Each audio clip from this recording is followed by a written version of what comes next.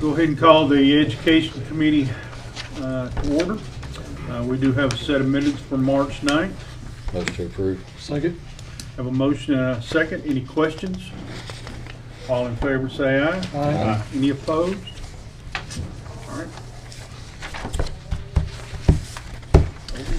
right. Just give you a quick report. Construction on West Wilson Middle still making progress. If you've been down there lately, you're seeing quite a bit of progress. It's starting to look like a school.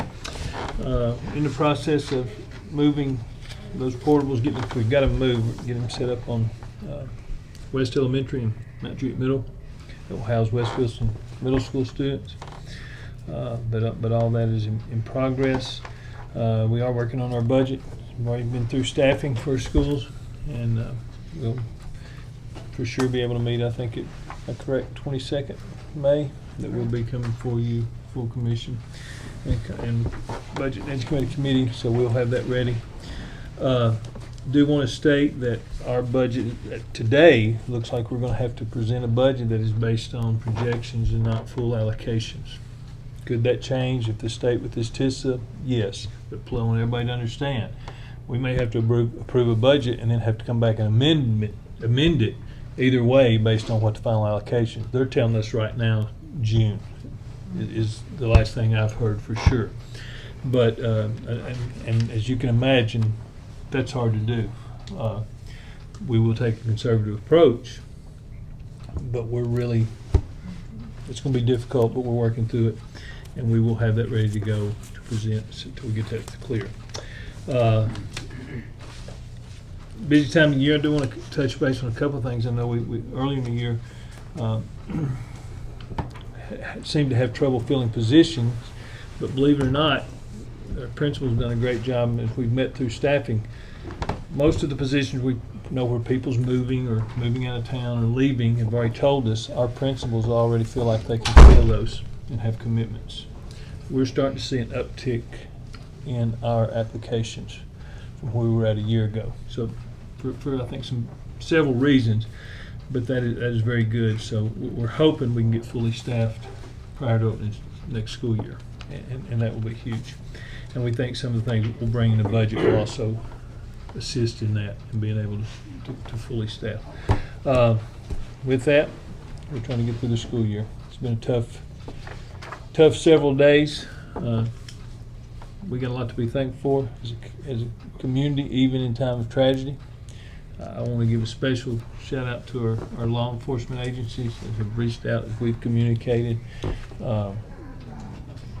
Just want to thank them. Know what they do every day. And just to update on safety, we've had a lot of conversations.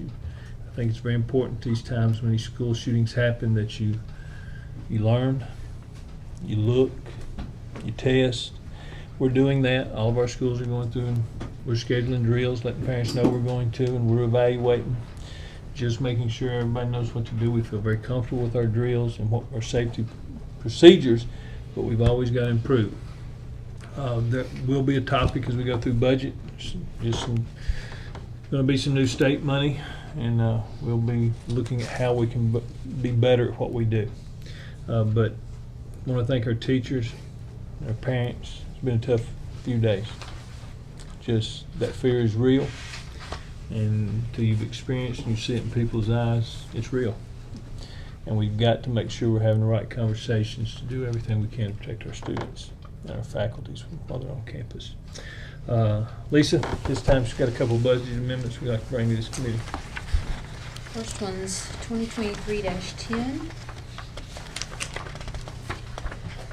First, it's moving money from, we've got an increase in our sales tax. It's come in higher than expected.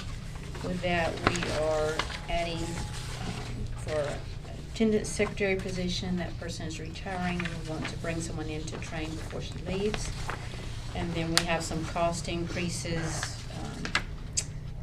with water and sewer, fuel, those line items, some unemployment compensation due to changeover in staff.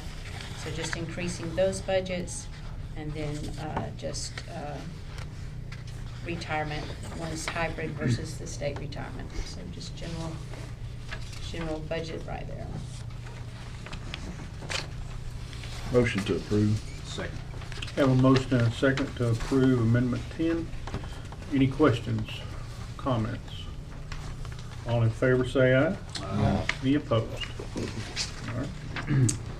2023-11 is, we had a requirement for CCIS money that we had to budget for last year. There was a carryover that we have to spend this year.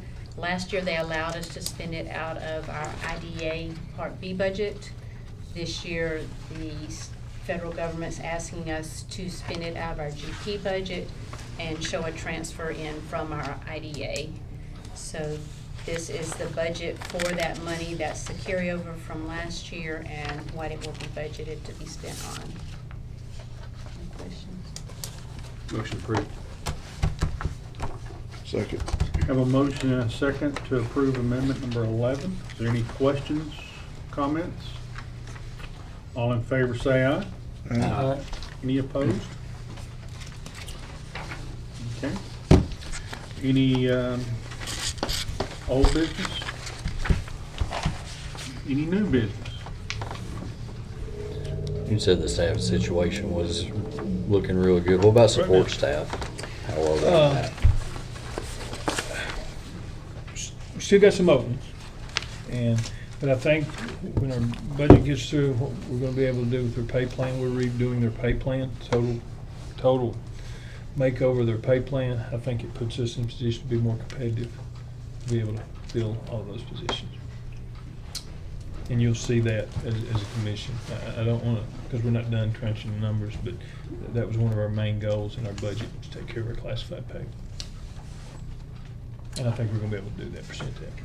How are we looking about bus drivers? We're still hiring Yeah. and we're still losing. We're looking at some things and it makes it difficult, trying to be efficient. We're bringing some things to the board, looking at some different start times, 3-tier start time, that would allow us to be more efficient use of drivers and routes. We're also looking at our routes, and you know, if we're finding sometimes as much as going on with movement, routes are changing more rapidly within a school year. Sure. And if they're decreasing, we're collapsing some of those. It's hard for me to justify running a route for 20 students when I've got open routes. So what we're looking at is dispersing those routes. And I'll be honest, sometimes people lose that route, they're not happy about that. But those are decisions I'm having to make, because our goal is we need to be getting a bus to every child's house on a regular basis. And we're just going to continue to work through that and be more efficient. And if we change some start times, the board will have to make some tough decisions. But there is a way. Well, all we've done is we've got a company in here that's looked at some things, and then we've reached out. I've spent some time talking to Clarksville. Where we're at, they were at 7 or 8 years ago. And everybody I talked to says you're going to have to tier your times, have 3 different start times, and you can get more out of your drivers and your routes. And so that's what we're trying to do. And everybody's got to understand there will be some inconveniences with that. But our purpose has got to be to get that bus stop from the kid's house on a reliable basis. And we'll continue to work toward that. Great. And our drivers have been great. I mean, they're doing a lot. Right now we're doing some weird things. Picking up just some, to pick- principal picking up some routes. Or? Hey, we're all in transportation Yeah. right now. We've got principals driving buses, teachers That's driving awesome. buses. Thank you. Thank you. We just got to get more efficient, though. I think there's a better way of doing it. Anything else from the committee? Motion to adjourn. Is there a second? Second. We're adjourned. Thank y'all.